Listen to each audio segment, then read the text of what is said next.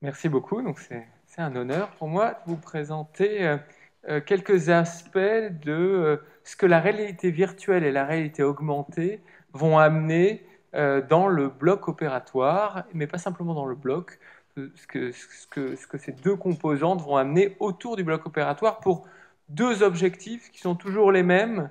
Premier objectif, améliorer la qualité de l'intervention chirurgicale. Et deuxième objectif, standardiser l'intervention chirurgicale, c'est-à-dire la rendre plus sûre. Alors pour ceux qui ne savent pas où est Bobigny, c'est un peu off-track du Tour de Paris classique, c'est un peu là-haut au nord-est, mais c'est un hôpital dans lequel je travaille depuis novembre 2016 et j'ai pris effectivement la chefferie du service de chirurgie orthopédique et on a centré la thématique de cet hôpital autour de la chirurgie du membre supérieur, de la main à l'épaule en passant par tout ce qu'il y a entre, et autour de la traumatologie du sport.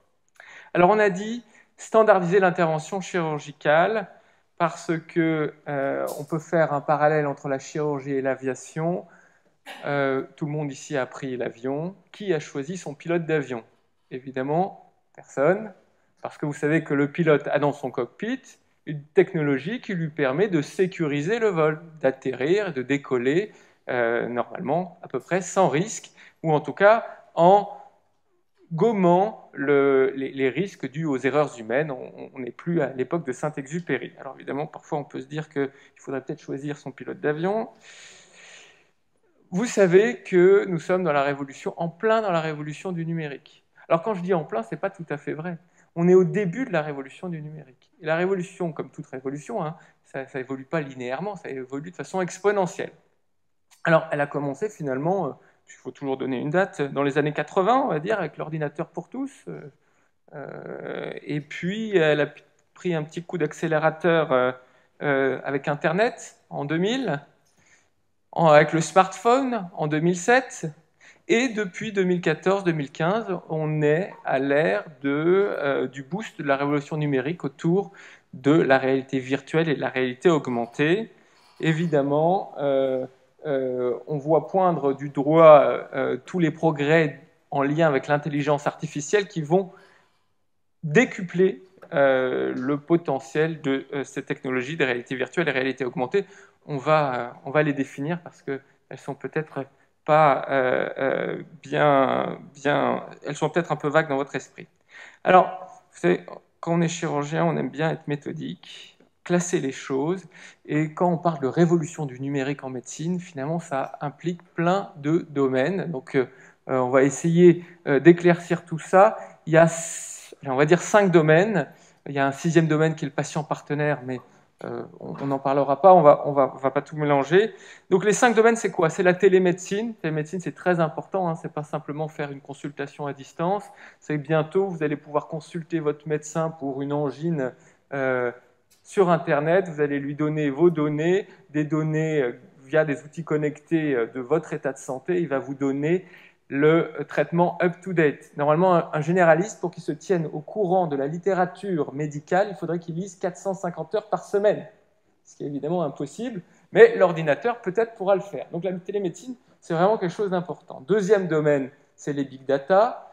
Finalement, on ne basera plus ou moins un traitement sur le succès d'un traitement sur une courbe gaussienne du succès sur une population, mais on va connaître chaque individu dans son environnement et donc on va pouvoir réellement faire des traitements patients spécifiques. C'est évidemment la carte génétique qui va probablement pouvoir prédire des pathologies avant qu'elles apparaissent. Pour nous, chirurgiens orthopédistes, c'est l'utilisation d'outils connectés, comme par exemple une montre connectée, qui peut donner des mouvements, qui peut donner des données du mouvement, de notre mouvement dans notre environnement, de notre membre supérieur. Et avec simplement un accéléromètre au membre supérieur, on peut avoir 120 données du membre supérieur. Donc on pourra voir exactement quand le membre supérieur a dysfonctionné, puis ensuite évidemment savoir quel traitement établir en fonction de votre usage de votre membre supérieur droit qui est différent de l'usage que j'ai de ce membre supérieur droit. Bon,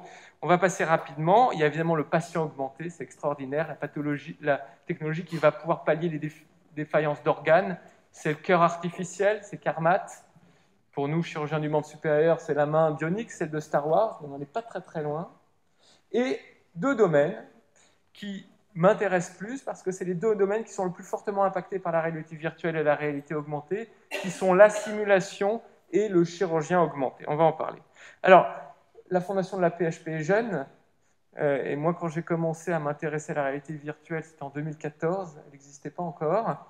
Donc, ce que j'ai fait, c'est que j'ai créé ma fondation, c'est la fondation Mouveo, qui est sous l'égide de la Fondation de France, et évidemment, aujourd'hui, c'est le jour où la Fondation Mouveo va travailler avec la Fondation de la PHP. Donc, c'est formidable. Qu'est-ce que c'est que la simulation? La simulation, c'est jamais la première fois sur un patient. Vous avez toujours tous entendu parler de la courbe d'apprentissage des chirurgiens. Qu'est-ce que c'est que la courbe d'apprentissage? C'est le chirurgien qui devient meilleur au fur et à mesure qu'il répète son intervention chirurgicale. C'est donc la formation, c'est l'apprentissage par l'échec. Mais qui veut être le patient sur lequel le chirurgien échoue pour qu'il devienne meilleur? C'est une autre question. Alors, c'est un vrai enjeu. Hein. Dans le British Medical Journal, en 2016, il y a une étude très sérieuse qui a montré que, finalement, les erreurs médicales, c'était la 3e source de mortalité aux États-Unis. Bon, ça plante un peu le décor. Alors, comment on apprend? On apprend en lisant des livres, des articles. Mais quand on lit un article, ça a été très bien également démontré par le National Training Laboratories, outre-Atlantique, lorsqu'on lit quelque chose, on retient 10% de ce qu'on lit. Quand on regarde une vidéo d'une technique chirurgicale ou autre, on retient 20%. Quand on s'entraîne à faire quelque chose, on retient 75%. 3,5 à 7 fois plus. Donc vous voyez l'importance pour la formation du chirurgien de lui permettre de répéter ce qu'il doit faire et le répéter sans risque pour le patient. Jusqu'à présent, on avait un outil qui était le laboratoire d'anatomie. Évidemment, c'est coûteux. Quand on y va pour une fois, on a la possibilité de faire une seule chose et puis c'est tout. Finalement, cette technologie de la réalité virtuelle, puisqu'on va parler maintenant de la réalité virtuelle, elle a émergé dans d'autres domaines que la médecine. Et d'ailleurs, beaucoup de grosses évolutions en médecine sont nées comme ça, de l'intérêt de médecins pour des technologies qui n'étaient pas initialement créées pour la médecine. Donc, en 2014, vous avez une start-up américaine qui s'appelle Oculus, qui se fait racheter 2 milliards de dollars par Facebook. Cette start-up a créé un casque que vous voyez en haut là-bas, qui s'appelle un casque de réalité virtuelle. Qu'est-ce que c'est la réalité virtuelle? C'est que je regarde dans mon casque et virtuellement, je suis ailleurs. Donc je regarde Jurassic Park dans mon casque de réalité virtuelle, virtuellement, je suis au milieu des dinosaures. J'entends un bruit derrière, je tourne ma tête et je vois le tyrannosaure qui arrive. Donc on s'est dit, mais ce casque, il a donc des propriétés immersives qui pourraient être utiles pour la formation du chirurgien. Donc on s'est procuré un de ces premiers casques et on a fait globalement, on a fait la première application médicale au monde en réalité virtuelle. On a filmé une intervention chirurgicale avec des GoPro qui étaient synchronisés autour de ma tête, grand angle, et ensuite mon aide opératoire, celui qui tenait les écarteurs, il a revu l'intervention chirurgicale dans les lunettes. Et c'est sa réaction qui était formidable, c'était « moi je vois encore plus de choses dans les lunettes que je n'en voyais pendant l'intervention chirurgicale, parce que j'étais à tenir des écarteurs, et parce que vous faites des petites incisions pour être moins délabrant, donc je ne voyais pas ce qu'il y avait au fond du trou. » Donc on s'est dit c'est super, on a potentiellement un outil de simulation que l'on va pouvoir utiliser en grand usage. La deuxième chose que l'on a faite, c'est on a fait le premier simulateur de chirurgie. On s'est dit, très bien, on va faire un jeu sérieux d'une intervention chirurgicale. Donc, on va créer un environnement de bloc opératoire qu'on va mettre dans nos lunettes. Et avec des manettes de Wii, on va pouvoir jouer, répéter les différents temps d'une intervention chirurgicale. Alors, on a fait ça pour une prothèse totale de genou, parce que tout simplement, la première fois étant interne, on m'a dit demain tu fais la prothèse totale de genou. J'étais là, super. J'ai pris la notice technique du fabricant, je l'ai apprise par cœur, et la nuit, j'ai rêvé que je faisais l'intervention chirurgicale. Parce qu'il y a à peu près 35 temps opératoires pour mettre une prothèse totale de genou. Et donc je me suis dit, bah, au lieu de le rêver, autant essayer de le faire en jeu sérieux. Donc voilà ce que ça donne. On va aller très vite parce que sinon, comme je l'ai dit, je peux tenir 1h30 et ce n'est pas l'objectif ce soir. Donc vous voyez, là j'ai mon externe, donc il s'est habillé comme un chirurgien, mais il est dans mon bureau. Il a cette manette de réalité ce casque de réalité virtuelle. Il a deux manettes, type manette de Wii, et il peut donc reproduire les différents temps de l'intervention chirurgicale. Et puis on va aller jusqu'à la perceuse, parce que tout n'est pas encore numérique dans les blocs opératoires. Voilà. Donc, ce jeu sérieux, on a pu le valider, on a pu voir que finalement, il remplissait les 3 piliers de la formation, qui sont, 1, la mémorisation, on l'a dit, hein, quand on répète les gestes, eh ben, on en retient 75%, et puis, voilà, on peut également avoir un environnement qui est très réaliste, c'est complémentaire finalement du laboratoire d'anatomie. Deuxième pilier, c'est la répétition, et là c'est sans risque, on peut le faire autant de fois qu'on veut, on peut mettre des scores, et puis le troisième pilier de l'apprentissage, vous le savez avec vos enfants, c'est la motivation. Si on n'est pas motivé, on n'apprend pas. Ça vient du jeu vidéo, c'est assez sympathique à faire. Il y a ce qu'on appelle en langage scientifique la gamification qui est bien connue. Alors finalement, grâce à ces outils, on a des outils qui vont permettre de démocratiser la simulation en chirurgie. Le retour sensoriel, c'est quelque chose d'important, mais on ne va pas tellement en parler. Actuellement, on est sur un projet d'apprentissage, de création d'un jeu sérieux d'apprentissage du lavage chirurgical des mains. Parce que c'est un vrai problème, on n'a pas trouvé la bonne façon d'apprendre à nos externes à se laver chirurgicalement les mains. Or, on sait que les infections nosocomiales, c'est 10 000 morts par an en France, 700 000, donc un coût colossal pour la société. Puis si vous infectez votre prothèse d'épaule, la récupération, ce n'est pas 6 semaines, c'est plutôt 6 mois, 1 an. Alors, comment on fait? C'est très simple. On est en train de développer un jeu sérieux d'un lavage chirurgical des mains, avec non pas une interaction dans ce jeu sérieux par un retour sensoriel, mais par un tracking des doigts. Donc l'externe va porter son casque de réalité virtuelle, il va être virtuellement au bloc opératoire, il va pouvoir y interagir évidemment grâce à ses mains qui vont être filmées de l'extérieur, et il va y avoir un jeu en 3 niveaux. Premier niveau, c'est le tutoriel, on explique à l'externe étape après étape comment il se lave les mains. Deuxième niveau, c'est l'apprentissage, donc il n'a plus les différentes notifications, il va le faire. Et puis il a intérêt à le faire autant de fois qu'il veut et à se tromper autant de fois qu'il veut, parce que le troisième niveau, c'est la certification. Et il ne pourra pas aller au bloc opératoire s'il n'est pas certifié. Donc ça, c'est notre projet. On va prendre ensuite 50 externes qui sont déjà allés au bloc opératoire. Ils vont se laver les mains, on va leur faire mettre les mains dans la boîte de pétri. Et ensuite, 50 externes qui ne sont jamais allés au bloc opératoire, on va leur faire passer par le simulateur et on va leur faire ensuite mettre les mains dans la boîte de pétri. Et on va voir les résultats en termes d'importance. Alors on me fait signe qu'il faut que je me dépêche, mais je m'en doutais un peu en fait. Ah, dans le micro, voilà. Donc l'autre sujet qui m'a intéressé avec la réalité virtuelle et la réalité augmentée, c'est évidemment le chirurgien augmenté. On a dit que le pilote d'avion, il avait dans son appareil un cockpit. Ben, le chirurgien, il n'a pas de cockpit, donc il est tout seul. Et d'ailleurs, ce n'est pas tellement par ce biais-là que je l'ai pris. Premier biais, c'était un biais d'enfant, c'est-à-dire qu'un de mes BD préférés, c'était Objectif Lune. Donc vous voyez les Dupont dans Objectif Lune qui passent derrière un écran et on voit leur squelette. Alors évidemment, pour un orthopédiste, ça fait sens, pouvoir voir le squelette de ses patients à travers la peau. C'est évidemment le gage d'une intervention plus précise. Et le gage de pouvoir réellement faire des interventions mini-invasives, donc ils vont moins abîmer les tendons, les muscles, permettre une meilleure récupération et évidemment diminuer également les infections nosocomiales, on le sait. Donc la première des choses que l'on a faites, c'est qu'on a travaillé avec Thales et on a utilisé leur casque de pilote d'hélicoptère de combat, le Top Owl, qui s'appelle la tête de la chouette, parce que ça permet aux pilotes de voler la nuit. En surimposant à la vue du pilote des données alphanumériques et des données du paysage. C'est ça la réalité augmentée. La réalité augmentée, c'est j'augmente ma vue par voilà, d'autres éléments.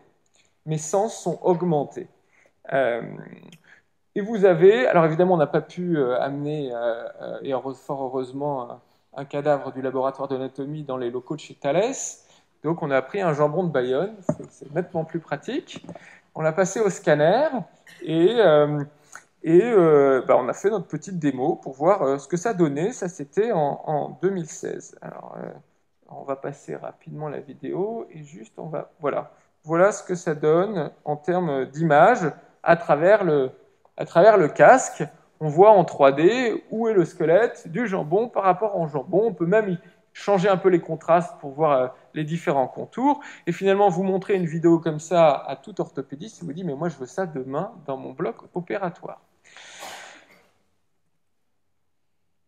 Et puis, Microsoft est arrivé avec des lunettes un peu spéciales qu'on appelle les HoloLens. Alors, là, c'est plus de la réalité virtuelle, c'est plus non plus de la réalité augmentée, c'est de la réalité mixte.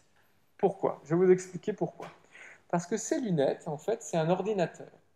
Donc, quand vous avez ces lunettes sur la tête, vous avez un ordinateur et vous pouvez y ajouter des écrans, autant d'écrans que vous voulez. Les lunettes ont un laser qui permet de faire une cartographie de la pièce. Donc, les lunettes savent où sont les murs de cette pièce, le bureau qui est ici, le plafond, et peuvent permettre d'y ajouter des hologrammes en 3 dimensions.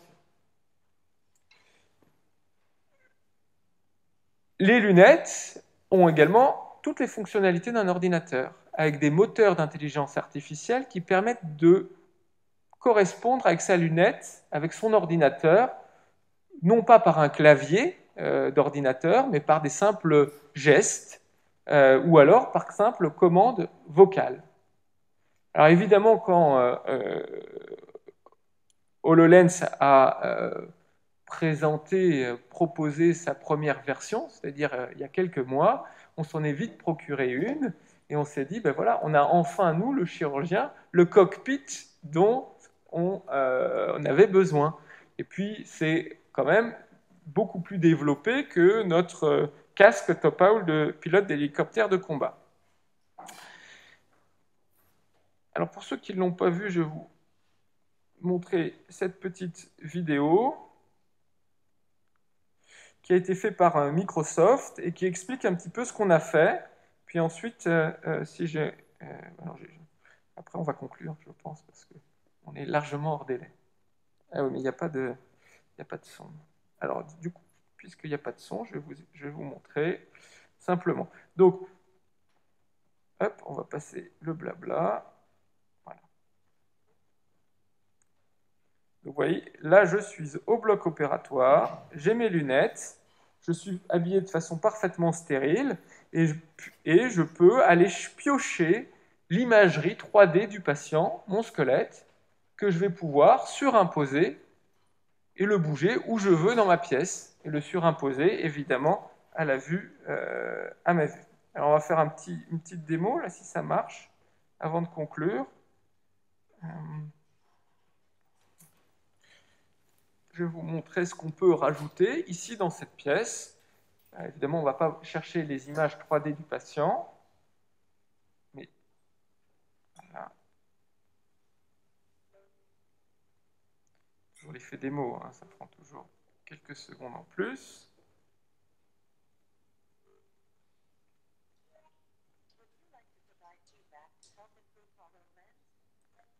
Voilà. Donc là, je suis connecté normalement.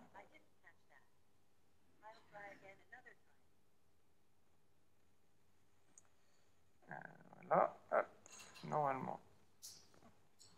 Ah, il n'y a plus de réseau.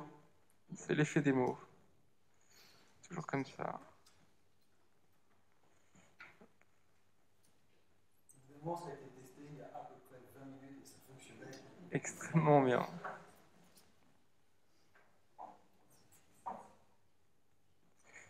toujours un peu pénible. Mais vous imaginez très bien que ici, je peux ajouter n'importe quelle donnée. Je peux faire apparaître une épaule, la surimposer sur l'épaule de mon collègue qui est juste en face de moi. Si c'est son épaule, son anatomie de l'épaule, eh bien, je peux voir exactement ce que mes yeux ne peuvent pas voir, c'est-à-dire son squelette d'épaule. Alors évidemment, il y a des problèmes de précision.